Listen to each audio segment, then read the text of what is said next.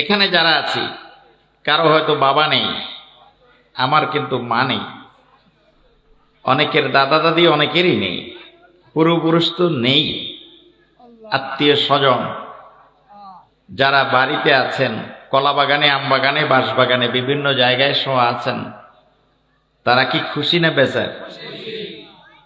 বেশি না আরো বেশি?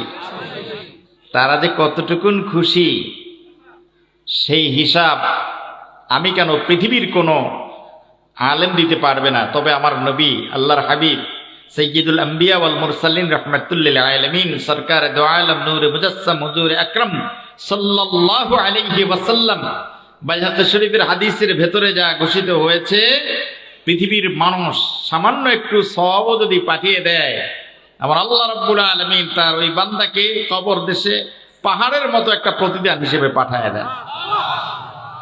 দুনিয়ায় কারোর জন্য হাদিয়া নিতে গেলে বাজারে যাওয়া দরকার, কিছু সময় যায় আপেল, বেদানা, কমলা, লিচু ইত্যাদি ক্রয় করার জন্য। আর আমাদের আত্মীয় স্বজন আব্বা আম্মাকে এখান থেকে হাদিয়া পার্সেল করতে বাজারে যাওয়ার দরকার হবে না, হাত তোলারও দরকার হবে না। হাত তুললে তো আরো ভালো। আপনি যদি তাদের জন্য দরুদ শরীফের সওয়াব, ফাতিহা শরীফের সওয়াব, আপনি আমল সমৃদ্ধ করছেন, সুবহানাল্লাহ, আলহামদুলিল্লাহ, আল্লাহু আকবারের সওয়াব নিয়ত করলেই আল্লাহ রাব্বুল আলামিন এখান থেকে পার্সেল করে পাঠিয়ে দিবেন।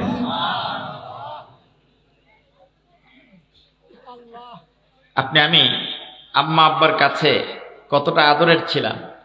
এই শীতের রাতে আব্বা আম্মাকে আমরা অনেকেই কষ্ট দিয়েছি, বিশেষ করে মাকে।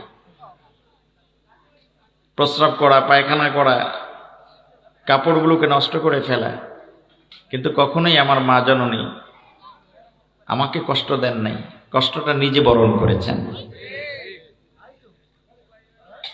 এই কষ্ট বরণ করে করে লালন করেছেন, পালন করেছেন, গর্ভে ধারণ করেছেন, দুনিয়ায় নিয়ে এসেছেন। আমাদের এখানে অনেকেই আছেন যিনি তার বাবাকে, মাকে নিজের হাতে কবরে রেখেছেন। কি বলেন ভাই, রেখেন নাই? মনের মধ্যে কি একবারও এই চিন্তাটা আসছে, লেপের ভেতরে, কম্বলের ভেতরে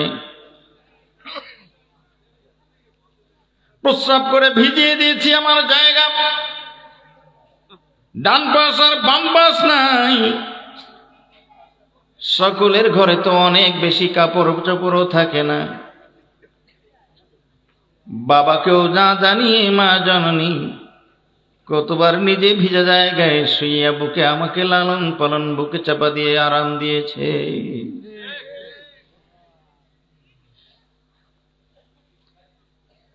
আমার কলিজার টুকরা কোনো কষ্ট না পায়, রাতের পর রাত, দিনের পর দিন কষ্ট করেছে। আব্বাজানের কোলে প্রস্রাব করে দিয়েছি, পিঠটা নষ্ট করে দিয়েছি, জামাটা নষ্ট করে দিয়েছি। যেই বাবা মা আমাকে একটু ঠান্ডা লাগতে দেয় নাই, গরম লাগতে দেয় নাই, ওই বাবা মাকে নিজের কবরে, নিজের হাতে কবরে রেখেছি। কবরটা তো কত ঠান্ডা, একটা বালিশও দিতে পারি নাই। আমি আরামে বালিশের ভেতরে, বিছানার ভেতরে সময় কাটাই। আব্বু আম্মুকে কবর দেশে রেখে আসলাম, সেখানে তো বালিশ নেই, বিছানা নেই, সুন্দর সুন্দর কম্বল নাই। ও আমার ভাইয়ের বাবাজিরা, বাবা মা, আত্মীয় স্বজন ভালো আমল না করলে বিছানার ব্যবস্থাও হবে না। আর যদি আমলটা তাদের ভালো হয়, আমল যদি ভালো না হয়, যদি কোনো কারণে কবর দেশে বিছানার ব্যবস্থা না থাকে, হাজার বিঘা আল্লাহর ওলির দরবারে এসেছি, চোখের 2 ফোঁটা পানি ফেলে আমার আল্লাহ রাব্বুল আলামিনের দরবারে দোয়া করব, আল্লাহ তুমি আমাকে দোয়া শিখিয়ে দিয়েছো কোরআনুল কারীমের ভেতরে, রব্বির হামহুমা কামা রব্বায়ানি সগীরা। আল্লাহ গো, তোমার যদি উদ্দেশ্য ভালো না থাকতো, বাবা মাকে ক্ষমা করবে না এমন উদ্দেশ্য থাকলে তুমি আমারে দোয়া শিখাই দিতে না। দোয়া যেহেতু তুমি শিখাই দিয়েছো, তোমার শিখানো দোয়াটা আমরা এই আল্লাহর ওলির দরবারে দুটো হাত জোর করে আখিরি মোনাজাত, আল্লাহ তোমার দরবারে তোমার শিখানো দরখাস্ত দিয়া তোমার কাছে সাবমিট করে দিলাম। আল্লাহ গো, এই শীতের রাতে মা জননীর কথাটা বড় মনে পড়ে, যাদের আব্বা জানের কথাটা মনে পড়ে, দুটো হাত তুলে আল্লাহর কাছে ফরিয়াদ করে চোখের 2 ফোঁটা পানি যদি নাকের ডাগা অতিক্রম করতে পারে, আব্বা আম্মা জেলখানার থেকে ভালো বিছানার জায়গায় ট্রান্সফার হয়ে যাবে। কি ভাই, আল্লাহ পারে না? পারে না? কি পারে? বাজারে যাই, ছেলে মেয়ের জন্য আমরা আব্বু সুন্দর সুন্দর পোশাক চাই, স্ত্রীর জন্য সুন্দর শাড়ি আর গহনা চাই,